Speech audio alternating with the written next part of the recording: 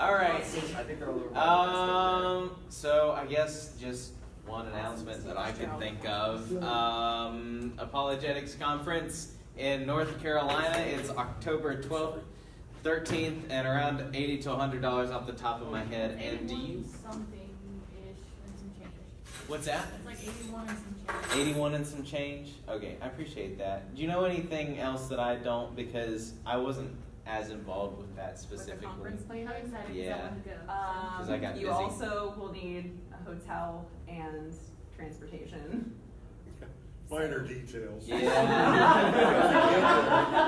Well, in your car. Unless Yeah, you Don't can- sleep in your car like Isaac. Well, if you want to buy books, then by all means sleep in your car. All right. So that's all I've got. That's So we're why your gonna. back is jacked that much. So we're gonna go ahead and go to the Lord in prayer, and then we'll let John take over. And he's probably got a couple of announcements, and then he's gonna be doing the presentation for this evening. So, dear Lord, I thank you for the opportunity to be here this evening. I pray that it would be beneficial to all of us, Lord, that we would really learn something tonight, that we would benefit from the lecture and from the discussion, and that we would have a good time and a beneficial time. And I pray that you would guide us in all that we do, and in Jesus' name I pray, amen. All right, welcome John Mays. John A. Mays. I like the good time thing. As opposed to his Because father, John Jesus Mays. wants us to have a good time.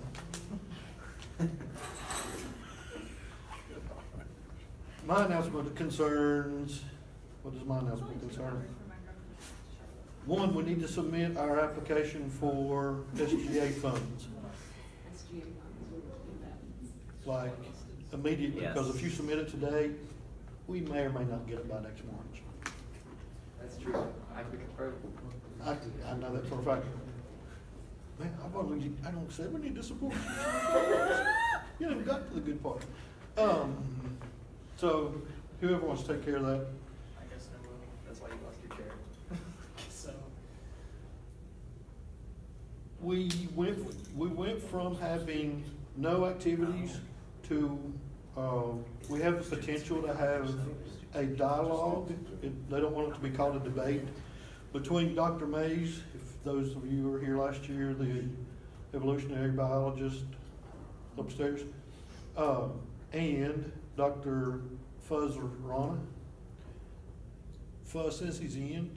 Their idea is they want to do a Zoom meeting, Skype something, which would save us a bunch of money. We could still do it in the big room if we think we'll draw that big of a crowd, which typically debates draw a lot bigger crowd than speakers that we've had in the past. So we went from having nobody, because our dear friends that used to attend last year that graduated have wanted someone to debate Dr. Mays, other than the one we had previously, to a guy from the Idea Center maybe. Anyway, he's top notch as well. Wayne, and I don't remember his last name unfortunately. I think Rossiter. Huh? Rossiter. Rossiter or something like that. Wayne's willing to do so also. Last part October, we haven't really worked out the details, so that's something y'all can talk about. And if you so desire to make this happen, or if I can make Dr. Rana happen without costing us anything, I can make that happen. But, so, money we always need, A, to help pay for conferences, B, to have activities, because we had melted candy to give away the other day at the fair that Eric and I attended, and Sean stopped by to say hi. And Chloe was here at daylight, but she brought no breakfast. In my defense, I was in training, so I couldn't stay home. So,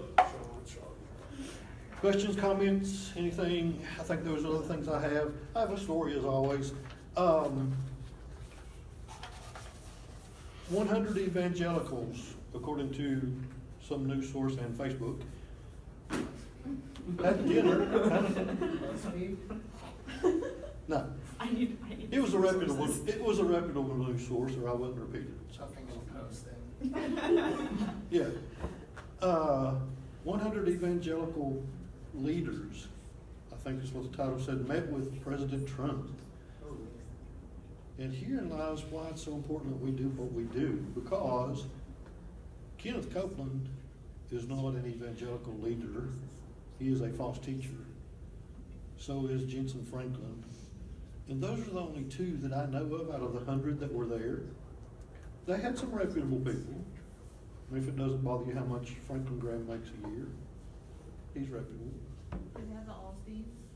Sorry? The Allsteins? Crazy Joel? I don't know if Joe was there or not.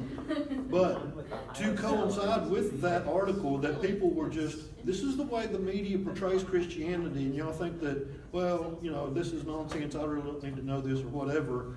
You go outside these doors, the media and the world look at Christianity just like that. 100 evangelical leaders, dinner with President Trump, and you look through that, and the same people were there. I would say at least 50% are your same televangelists that people laugh at on Sunday mornings. That's not Christianity. But hey, doesn't seem to bother anybody. Except me. And I'm not sure why it bothers me so much. To go along with that, our buddy that I spoke of earlier, one of the two that I spoke of earlier, shared a video with us of the one and only Kenneth Copeland and his wife, if you watch the video, and you will not get the flu this year, whether you take a shot, if you'll just speak it. Have enough faith and claim it. That's not true. That is a false statement, thus they're being false teachers. And then he went outside, his wife did a lot of talking in the video, and then he went outside and like that it was showing off his jet, and he was like, look at that jet, and you paid for that, and just laughed. He said, oh, I mean, you and Jesus paid for that. Jesus died to give us our flu shot. That's right. Jesus is your flu shot. You just claim it and you speak it and you tell that flu to stay away. So that's one of the guys that met with our president. That's what people think. You know, when we talk evolution, how you picture that chart of the monkey and it progresses to the man? Well, people that think of Christianity go directly to Sunday morning televangelists. And those that don't, that are actually in church on Sunday mornings, don't know the difference, or don't care. Anyway, how's that for a grand opening? I'm on time. No, you're doing great. Oh, I okay. mean, yeah, it's 7:08. Our president has put us on a strict time schedule for those watching. We will be finished by 8 o'clock on the dot. I'm just looking up the 8 richest pastors in America. Well, I know how much Franklin Graham makes because I did a paper on him a couple of years ago. Those shoe boxes add up. Yeah. Sorry. You're not sorry. Anyway, last week Tobin talked about Christology, and that's kind of our focus. That's our focus for this semester. He talked about some heresies, modalism, T.D. Jakes, false teacher, probably at the presidential dinner. I don't know. Arianism and some other different things. Yeah, buddy. Nobody else will speak out about it. You don't hear any other pastors. The only person you hear speaking out about it's me. And I tell you, I get tore up on Facebook for it. So, but I'm doing. There was a friend that told Kelby, who's not here, that he is not called to call out false teachers. And I want to say, which book have you not read? Obviously. Because it's all about drawing them to Jesus. And I'm like, I think that works the other way. Jesus draws us to him. But it's theology, and we're talking Christology, which, anyway. Tobin also brought up a young man named Bart Ehrman. Let me read you a quote from Dr. Ehrman. Dr. Ehrman says, every week I receive 2 or 3 emails asking me whether Jesus existed as a human being. When I started getting these emails some years ago now, I thought the question was rather peculiar, and I did not take it seriously. Of course Jesus existed. Everyone knows he existed. Don't they? Well, obviously not. Dr. Ehrman is a self-proclaimed agnostic scholar. He obviously knows the existence of Jesus is true and historical. In our quest for the historicity of Jesus, The statement from an agnostic scholar seemed appropriate place to begin our case. So if you don't know what tonight's topic is from that, we are discussing the historicity of Jesus. Jesus. This kind of took me by surprise, honestly, because I have done pretty much anything I can think of as far as topics, and I thought I had done this topic. And the only thing that I had done was write a paper on this topic, of which I got a C on. And the reason being is because it was supposed to be 12 pages and I wrote 6. And I remember this distinctly. I would have given you a 50. I wouldn't have graded that. The professor emailed me, he said, I only got half your paper. And I was like, no, you got it all. So, Mark did this, and we've done this topic a few I've times. turned in perfect length papers. Don't drag me into this Oh, now. no, I'm not. Moving on from my C, we've covered this topic as far as the historicity of Jesus a few times over the past few years. Once last semester, I'm pretty confident that Mark did it because he was J. Warner Wallace. Isaac talked about, the Bible as far as it being reliable and how we go back. Talked about all the disciples. So I'm going to try to take a different approach from that, but I may end there. But I'm not going to take us all the way to deity. I know. I mean, I can't, but what? Isaac's gonna talk about reliability of the Bible next week. So we're gonna do that next week. Next week, Isaac will be talking about the reliability. So let me read to you momentarily, just like everybody likes to hear me read. The quest for the historical Jesus. The beginning of the quest of the historical Jesus can be dated to 1774 to 78, when the poet Lessing published posthumously the lecture notes of Herman Samuel Ramirez. He posted after he died. How's that? Wait till we get down to some of these other words. Much of what was in the notes discounted the Jesus of the New Testament. Don't you hate when all of a sudden you wonder, did you zip your pants?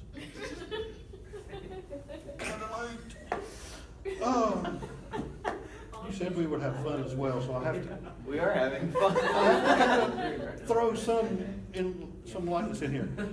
Much of what was in the notes discounted the Jesus of the New Testament, his claims of deity, miracles, and the fact of his resurrection. This movement led to a point in 1835 when the book Life of Christ by D.F. Strauss was published, claiming the Gospels were not historical and the entire story of Jesus was simply a myth. I would think that most of you have heard of Jesus mythicism, Christ mythers. They have a lot of different titles, and they literally do not believe that Jesus existed. Not real popular thought process nowadays, but has made a comeback over the past few years. I don't know why. The quest died along the way, yet many other attempts have been made that will probably continue to be made as they have since Jesus was actually here. Some things never change. The major problem that faces any attempt to arrive at historical Jesus involves the definition of the term historical. What a surprise. I told you I had to define the term F-O-R when I was speaking with one person once upon a time. And I was like, really? What do you mean by for? Anyway. How did you come to that? And yeah, in critical circles, the term is generally understood as the product of the historical critical method. This method, for many, assumed a closed continuum of time and space in which divine intervention, miracles, cannot intrude.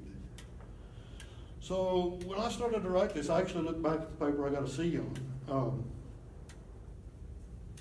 or when I decided to prepare for this. And I thought, I've not heard about these quests, but I wrote a paper on these. It's kind of odd. So let's use that. So I'll spend most of today coming up with some information, and I'm going to give you copies for the discussion portion of our time together this evening. Because I'm not a big PowerPoint guy. I'm Greg Copeland. I'm not Greg Copeland.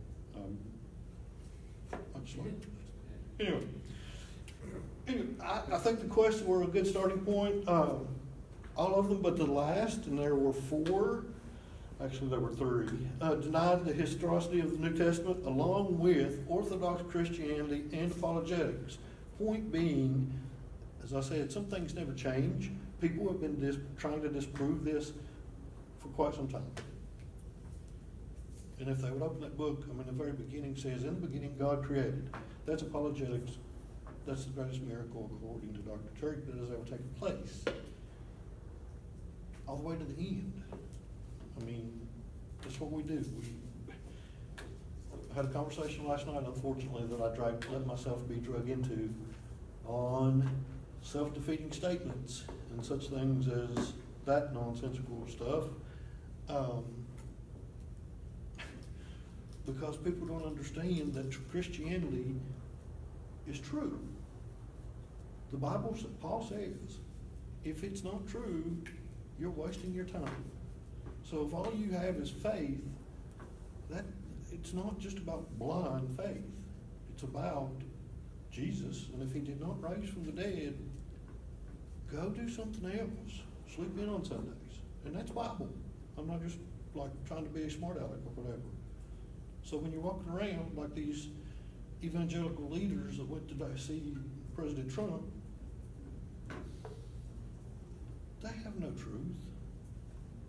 And most people, unfortunately, don't care. If you walk up to somebody, Chris cares. If you walk up to somebody and say, you think something is true for all people at all times and all places, and here's you a good example. I was talking to a person that is a psychologist that has a doctorate from a reputable earned doctorate in psychology. And I asked her that exact question. Do you think that if truth exists, is it true for all people at all times and all places? Well, I talked to her twice. The first time I was leaving and she said, I thought she said, I don't think we can know truth. Or I don't think truth is knowable. So I spent 3 weeks before I got to see her again thinking about this. Did she really say that? She's got a doctorate. Did she really say that? So after 3 weeks I got to go see her again. And I said, did you say this? She said, yes. I don't think truth is knowable. I said, is that true? I said, if it's not knowable, then why should I listen to you? Why does it matter? She's like, well, the dress was on the internet. Did you see blue or did you see gold? It was a gold stripe, gold and white stripe or blue one. I said, it does not matter what I saw. The dress was either blue or it was gold.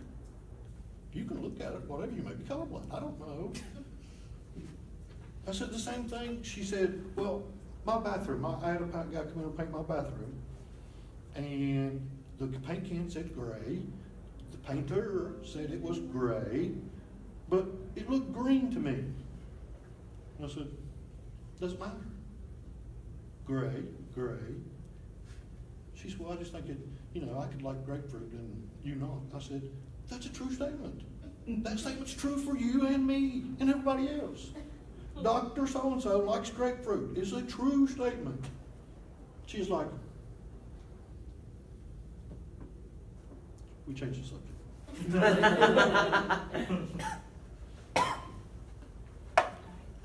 Because I even poured out the evolutionary part that I said, if you think that we're all just advanced animals, I said, so we have the mind of just molecules of matter. I said, how can you even trust your own brain, your own thoughts, your own mind, not brain, mind? She just, I don't know. I'm sure she's glad that I'm not going back.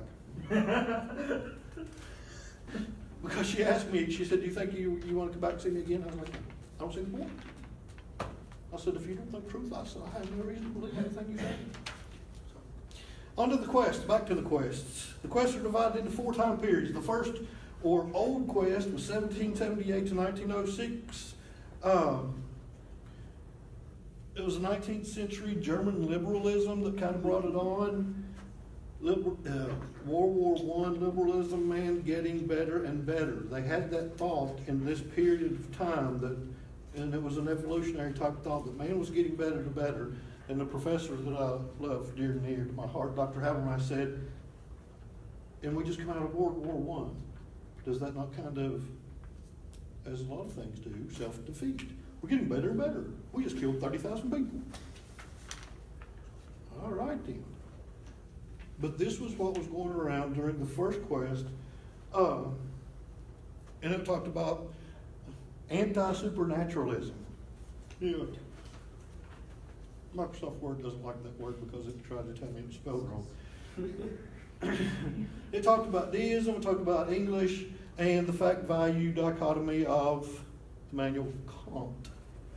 That was the problems with the first quest of trying to find the historical Jesus. And the big problem was they were talking about the historical Jesus compared to the Christ of the Bible.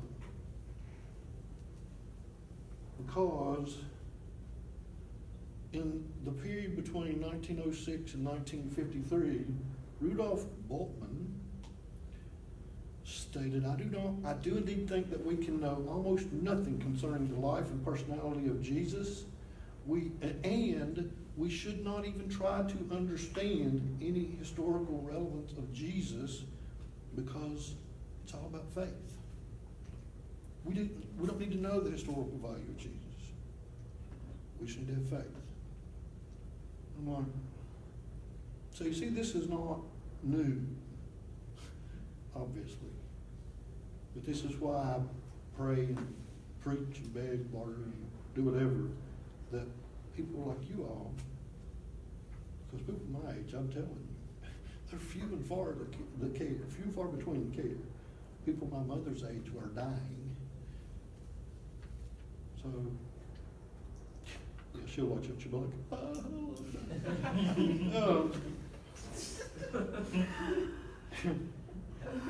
but we gotta have people, if it's not you all that takes over the truth quest, what happens?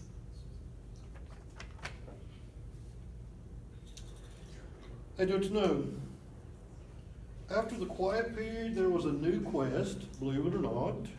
1953, 1970, a student of Bultmann, doesn't matter what his name is, began another quest. He was concerned with the person of Christ as he preached the Word of God and his relationship to history. The major work came out called Jesus of Nazareth. It was a book.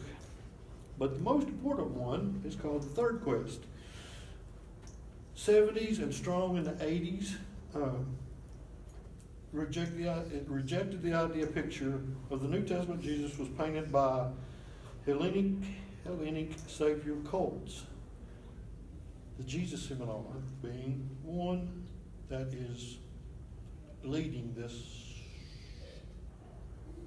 quest. Let's just stick with quest. And they're interested, and there's a lot of people that's interested, and a lot of people argue about the Gospel of Thomas and Q. Whatever Q may be. Nobody knows. Anyway, the Jesus Seminar, give you a little bit of background, was started by a New Testament scholar, Robert Funk, in the 70s. It was his desire to rediscover the historical Jesus that was hidden behind almost 2,000 years of Christian traditions, myths, and legends. What they're trying to say is we need to find the historical Jesus because Christianity has taken the one from 2,000 years ago and used the parts they liked, left out the parts they didn't like, and we don't know. We think it was a myth, we think it was a legend, and there's a lot of dates and times that come in here, and I want to share some of them with you that show it took. Well, if you first see C.S. Lewis talk about the liar, lunatic, Lord, and they've added legend to that. It takes time to create a legend, and Jesus is not a legend, first of all, but there was not enough time between his death for a legend to be circulated. The Jesus Seminar was created to examine the biblical gospels and other early Christian literature to discover who Jesus truly was. It was easy for me to read. The Jesus Seminar was and still is compromised almost entirely of individuals who deny inspiration, authority, and inerrancy of the Bible.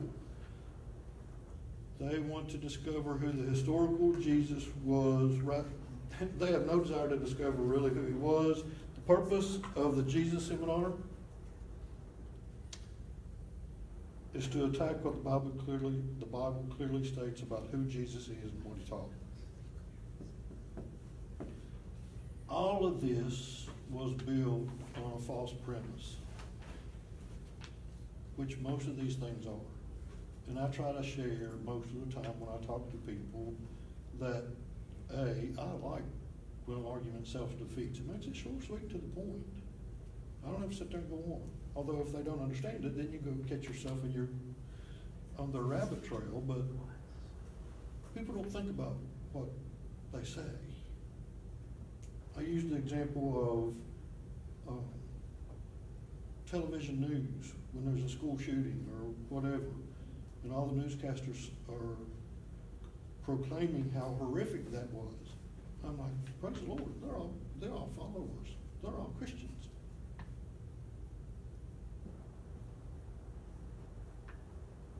How do they know it's horrific? What do they base it on?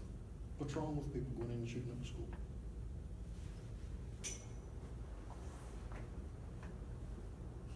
Thus, we need to know these things.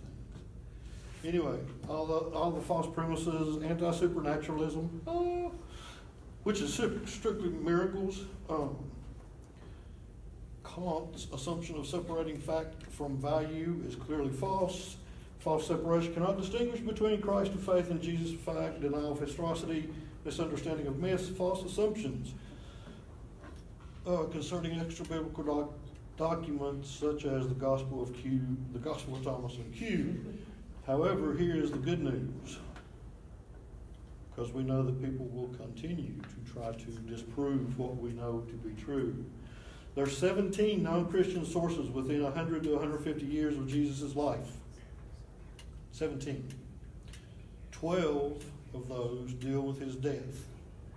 50%, which if you've listened to some lectures, if you're using a percentage like that, you're probably trying to hide something, because 50% sounds a lot better than if there were 12 dealing with his death, and then I say 50% are dealing with his death. So there were 6. 50% sounds better than 6. Yeah.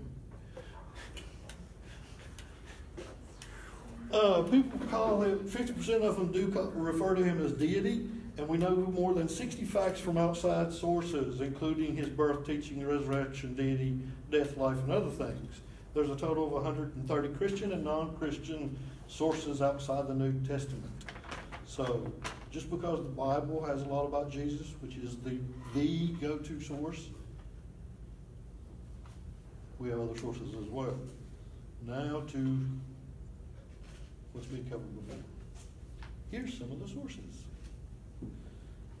Tacitus was a first century Roman historian. He is considered one of the most accurate historians of the ancient world.